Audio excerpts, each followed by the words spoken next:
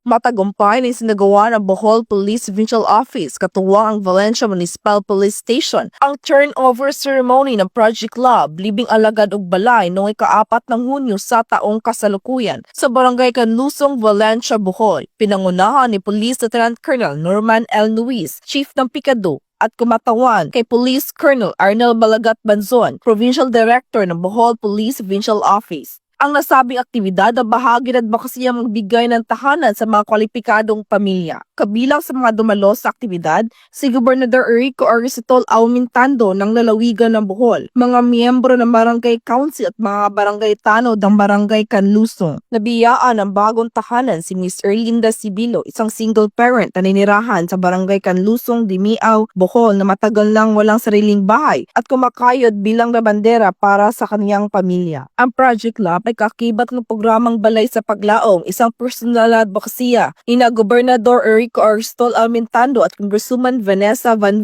Aumentando na layunin maghatid na tunay na pag-asa sa pamilya higit na nangangailangan sa pamamagitan ng pagkakaroon ng sariling tahanan. Ang aktibidad ay isang konkretong pagkilala sa mahalagang papel ng kooperasyon ng kapulisan at pamahalaang lokal sa pagpapabuti ng buhay ng mamamayan. Mula dito sa Central Visayas, ako ang inyong Police News Network correspondent, Patrolwoman Annalyn N. Canoog, alagad ng batas, tagataguyod ng Balitang Pulis.